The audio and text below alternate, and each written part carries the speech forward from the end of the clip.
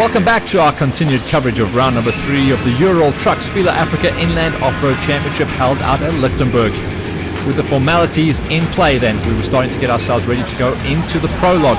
The early morning lineup for the 72-kilometer qualifying prologue got underway, and it seemed like ages since the sound of the hordes of off-road machines filled the air. Well, it's been 5.5 months to be exact, and everyone was now, understandably, super keen to get underway. Leading the way was the FIA Nissan Navara of Ernst Robertson Henry Kerner. Being fast does occasionally have you land up as the top seed, and with that comes the dubious pleasure or honor of having to open up the road. With no tracks of the other competitors to follow, this could sometimes hamper your progress and does add some added pressure to the navigator's duties to keep them on the route with as little time lost as possible. This time, they had a near-perfect run, and Julie threw down the gauntlet by qualifying with the fastest time overall. Making a welcome return to the championship after missing the first 2 rounds was Freiburg businessman Malcolm Koch and son Andre in the navigator's seat. Always a hard charger, Malcolm showed that he lost no pace and piloted the 5-litre V8 Mustang-powered Ford Ranger to qualify second overall, and that was the leading Class T car as well.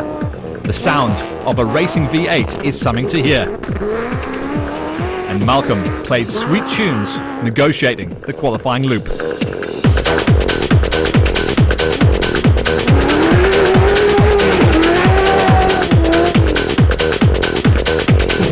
Setting off with great gusto in the Fila Africa Ford Ranger, experienced driver Yanni Visser and navigator Donnie Moret were hoping for a turn of fortunes as they haven't had the best start to the season. Unfortunately for them, their bad luck continued as the engine lost oil pressure and they were forced to withdraw about 15 kilometers into the qualifying loop. Heartbreaker, but they'll be back. National Championship competitor Johan van Staden and this time Corné Durant came to play in their FIA Spect Renault Duster. They had no pressure or expectations other than to give the car a good hard run and were hoping for no issues or errors. A clean run saw them qualify third fastest with absolutely no issues, and they were keen to then tackle the afternoon's racing loops.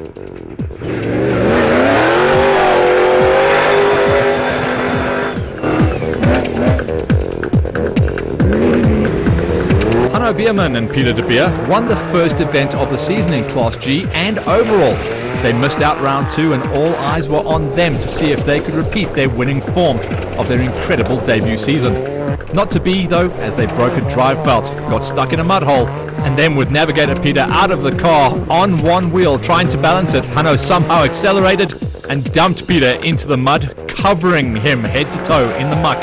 Thankfully, they're good buddies though.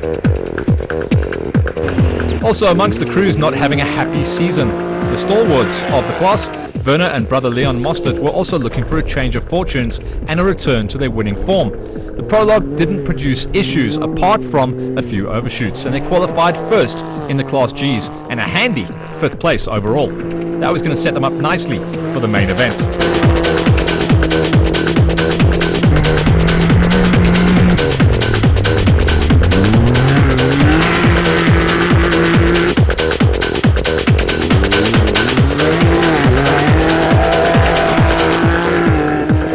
In one of the older, and some would say more upright side-by-sides, less flared than the new racing Can-Ams, Naldo Pieterse can never be underestimated. He can mix it up with the best of them, but not having a race for a while, and with new navigator Ruan van der Venter, they were just looking to have fun and do their best, get loose, coming into a brand new rebirth of a season.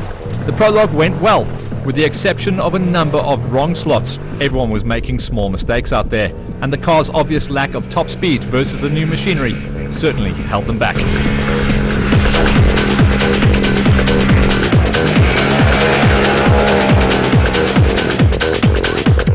The M&J Motors entry of brothers Michael and Jean de Beer struck bad luck meters after the start when their car went into a limp mode, a strange situation that's come into play with one or two of the side-by-sides this season. They managed to get going again, and 60 kilometers in, a drive belt broke, further hampering their progress. It was all to do for the main race, with plenty of spinning of spanners between the prologue and the big loops.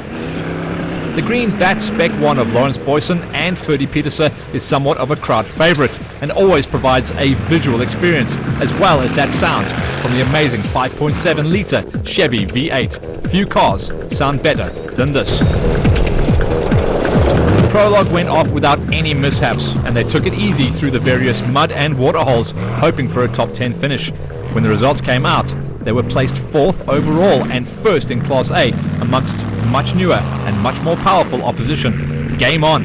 They were looking really good come the main race then.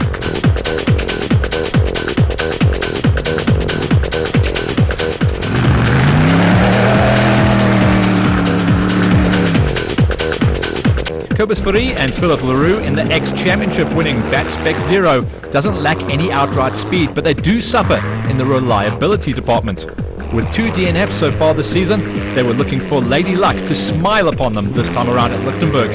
Things were going great in the prologue until they picked up a loose fence wire which promptly wrapped itself around one of the CV joints.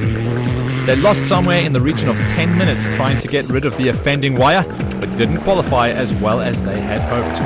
Surely they were going to be one of the crews to watch in the main event coming through the pack. National competitor Terence Marsh alongside with his 16-year-old daughter Taryn as navigator for the very first time. In true professional Marsh style, many hours were spent in training Taryn, but as we all know, there's no substitute for real race conditions. Taryn took to her role extremely well, and Terence did his best to keep them out of trouble for a clean run in the qualifying prologue. 6th overall and 2nd in the Class Ts. Welcome to off-road and cross-country racing, Taryn.